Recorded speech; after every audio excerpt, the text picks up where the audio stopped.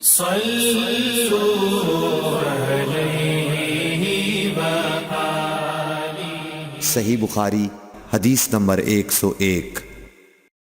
عورتوں نے رسول اللہ صلی اللہ علیہ وسلم سے کہا کہ آپ سے فائدہ اٹھانے میں مرد ہم سے آگے بڑھ گئے ہیں، اس لیے آپ اپنی طرف سے ہمارے وعظ کے لیے بھی کوئی دن خاص فرما دیں۔ تو آپ صلی اللہ علیہ وسلم نے ان سے ایک دن کا وعدہ فرما لیا۔ اس دن عورتوں سے آپ نے ملاقات کی اور انہیں وعظ فرمایا اور مناسب احکام سنائے۔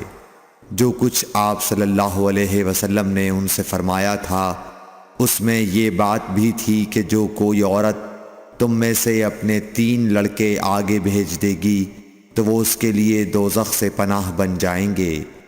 اس پر ایک عورت نے کہا اگر 2 بچے بھیج دے؟ آپ نے فرمایا ہاں، اور 2 کا بھی یہ حکم ہے۔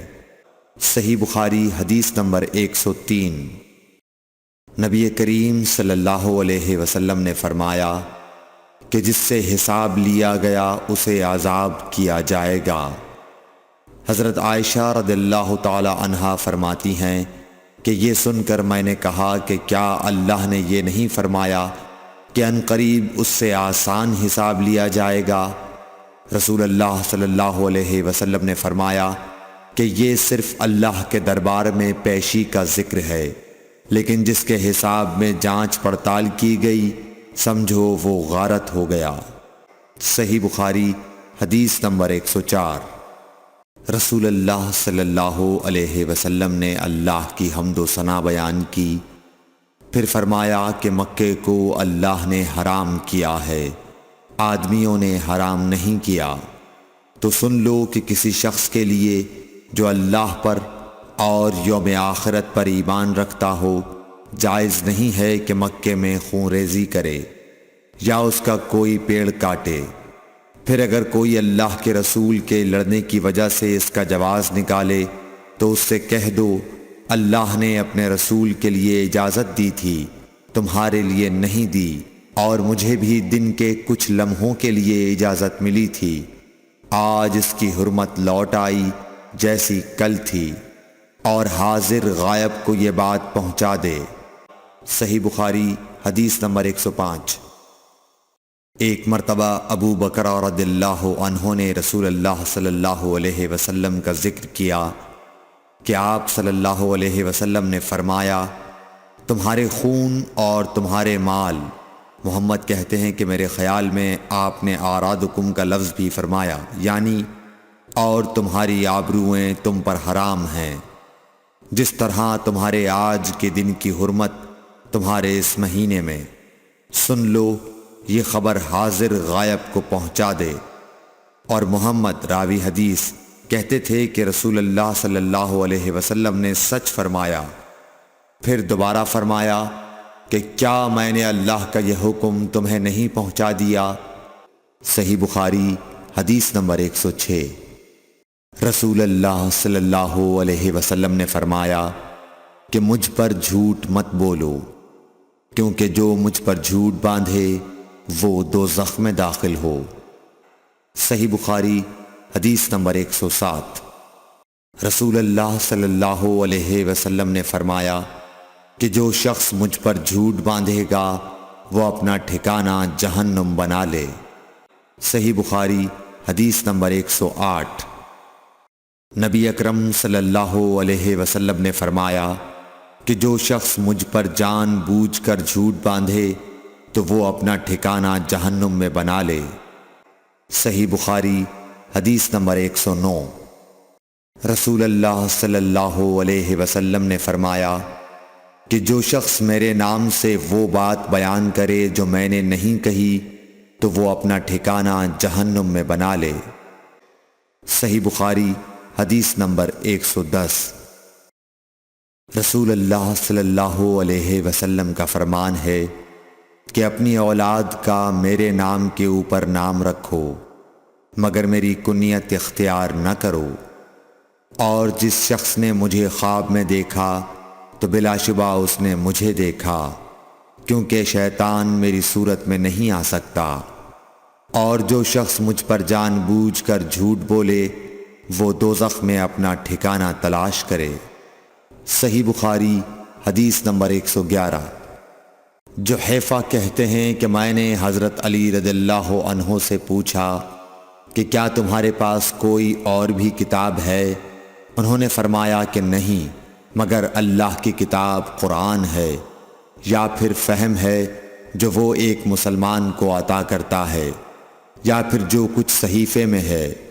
میں نے پوچھا اس صحیفے میں کیا ہے؟ انہوں نے فرمایا دیت اور قیدیوں کی رہائی کا بیان ہے، اور یہ حکم کہ مسلمان کافر کے بدلے قتل نہ کیا جائے۔ صحیح بخاری حدیث نمبر 112۔ قبیلہ خزاعہ کے کسی شخص نے بنو لیس کے کسی آدمی کو اپنے مقتول کے بدلے میں مار دیا تھا۔ یہ فتح مکہ والے سال کی بات ہے۔ رسول اللہ صلی اللہ علیہ وسلم کو یہ خبر دی گئی۔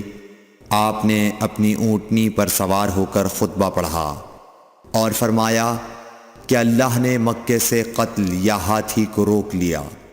امام بخاری رحمۃ اللہ علیہ فرماتے ہیں اس لفظ کو شک کے ساتھ سمجھو۔ ایسا ہی ابو نعیم وغیرہ نے القتل اور الفیل کہا ہے۔ ان کے علاوہ دوسرے لوگ الفیل کہتے ہیں۔ پھر رسول اللہ صلی اللہ علیہ وسلم نے فرمایا کہ اللہ نے ان پر اپنے رسول اور مسلمانوں کو غالب کر دیا، اور سمجھ لو کہ وہ مکہ کسی کے لیے حلال نہیں ہوا، نہ مجھ سے پہلے اور نہ آئندہ کبھی ہوگا، اور میرے لیے بھی صرف دن کے تھوڑے سے حصے کے لیے حلال کر دیا گیا تھا۔ سن لو کہ وہ اس وقت حرام ہے، نہ اس کا کوئی کانٹا توڑا جائے نہ اس کے درخت کاٹے جائیں، اور اس کی گری پڑی چیزیں بھی وہی اٹھائے جس کا منشا یہ ہو کہ وہ اس شے کا تعارف کرا دے گا۔ تو اگر کوئی شخص مارا جائے تو اس کے عزیزوں کو اختیار ہے دو باتوں کا، یا دیت لیں یا بدلہ۔ اتنے میں ایک یمنی آدمی ابو شاہ نامی آیا اور کہنے لگا یہ مسائل میرے لیے لکھوا دیجئے۔ تب آپ نے فرمایا کہ ابو فلاں کے لیے یہ مسائل لکھ دو۔ تو ایک قریشی شخص نے کہا یا رسول اللہ مگر اذخر، یعنی اذخر کاٹنے کی اجازت دے دیجئے، کیونکہ اسے ہم گھروں کی چھتوں پر ڈالتے ہیں یا مٹی ملا کر اور اپنی قبروں میں بھی ڈالتے ہیں۔ یہ سن کر رسول اللہ صلی اللہ علیہ وسلم نے فرمایا کہ ہاں مگر اذخر۔ صحیح بخاری حدیث نمبر 113۔ وہب بن منبح کے بھائی کہتے ہیں کہ میں نے حضرت ابو ہریرہ رضی اللہ تعالی عنہ کو کہتے ہوئے سنا کہ رسول اللہ صلی اللہ علیہ وسلم کے صحابہ میں عبداللہ بن عمر رضی اللہ عنہ کے علاوہ مجھ سے زیادہ کوئی حدیث بیان کرنے والا نہیں تھا، مگر وہ لکھ لیا کرتے تھے اور میں لکھتا نہیں تھا۔ صحیح بخاری حدیث نمبر 114۔ جب نبی اکرم صلی اللہ علیہ وسلم کے مرض میں شدت ہو گئی تو آپ صلی اللہ علیہ وسلم نے فرمایا کہ میرے پاس سامان کتابت لاؤ تاکہ تمہارے لیے ایک تحریر لکھ دوں تاکہ بعد میں تم گمراہ نہ ہو سکو۔ اس پر حضرت عمر رضی اللہ عنہ نے لوگوں سے کہا کہ اس وقت آپ صلی اللہ علیہ وسلم پر تکلیف کا غلبہ ہے اور ہمارے پاس اللہ کی کتاب قرآن موجود ہے جو ہمیں ہدایت کے لیے کافی ہے۔ اس پر لوگوں کی رائے مختلف ہو گئی اور شور و غل زیادہ ہونے لگا۔ آپ صلی اللہ علیہ وسلم نے فرمایا میرے پاس سے اٹھ کھڑے ہو، میرے پاس جھگڑنا ٹھیک نہیں۔ اس پر ابن عباس رضی اللہ عنہ یہ کہتے ہوئے نکل گئے کہ بے شک مصیبت بڑی سخت مصیبت ہے، وہ چیز جو ہمارے اور رسول کے اور آپ کی تحریر کے درمیان حائل ہو گئی۔ صحیح بخاری حدیث نمبر 115۔ ایک رات نبی کریم صلی اللہ علیہ وسلم نے بیدار ہوتے ہی فرمایا کہ سبحان اللہ، آج کی رات کس قدر فتنے اتارے گئے ہیں اور کتنے ہی خزانے کھولے گئے ہیں۔ ان حجرے والیوں کو جگاؤ، کیونکہ بہت سی عورتیں جو دنیا میں باریک کپڑا پہننے والی ہیں وہ آخرت میں ننگی ہوں گی۔ صحیح بخاری حدیث نمبر 116۔ حضرت عبداللہ بن عمر رضی اللہ عنہ نے فرمایا کہ آخر عمر میں ایک دفعہ رسول اللہ صلی اللہ علیہ وسلم نے ہمیں عشاء کی نماز پڑھائی۔ جب آپ نے سلام پھیرا تو کھڑے ہو گئے اور فرمایا کہ تمہاری آج کی رات وہ ہے کہ اس رات سے 100 برس کے آخر تک کوئی شخص جو زمین پر ہے وہ باقی نہیں رہے گا۔ صحیح بخاری حدیث نمبر 117۔ حضرت عبداللہ بن عباس رضی اللہ تعالی عنہ فرماتے ہیں کہ ایک رات میں اپنی خالہ میمونہ بنت حارث زوجہ نبی کریم صلی اللہ علیہ وسلم کے پاس گزاری، اور نبی کریم صلی اللہ علیہ وسلم اس دن ان کی رات میں انہی کے گھر تھے۔ آپ صلی اللہ علیہ وسلم نے عشاء کی نماز مسجد میں پڑھی، پھر گھر تشریف لائے اور 4 رکعت نماز نفل پڑھ کر آپ سو گئے۔ پھر اٹھے اور فرمایا کہ ابھی تک یہ لڑکا سو رہا ہے یا اسی جیسا لفظ فرمایا۔ پھر آپ نماز پڑھنے کھڑے ہو گئے اور میں بھی وضو کر کے آپ کی بائیں جانب کھڑا ہو گیا، تو آپ صلی اللہ علیہ وسلم نے مجھے دائیں جانب کھڑا کر لیا۔ تب آپ نے 5 رکعت پڑھیں، پھر 2 پڑھیں، پھر آپ سو گئے، یہاں تک کہ میں نے آپ کے خراٹے کی آواز سنی۔ پھر آپ کھڑے ہو کر نماز کے لیے باہر تشریف لے آئے۔ صحیح بخاری حدیث نمبر 118۔ حضرت ابو ہریرہ رضی اللہ تعالیٰ عنہ کہتے ہیں کہ لوگ کہتے ہیں کہ ابو ہریرہ بہت حدیثیں بیان کرتے ہیں، اور میں کہتا ہوں کہ قرآن میں 2 آیتیں نہ ہوتیں تو میں کوئی حدیث بیان نہ کرتا۔ پھر یہ آیت پڑھی جس کا ترجمہ یہ ہے، جو لوگ اللہ کی نازل کی ہوئی دلیلوں اور آیتوں کو چھپاتے ہیں، آخر آیت رحیم تک۔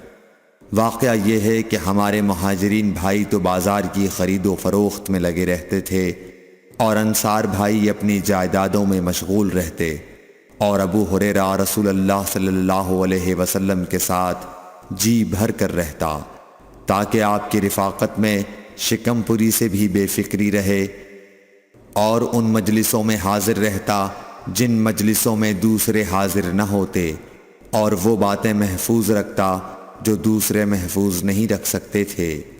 صحیح بخاری حدیث نمبر 119۔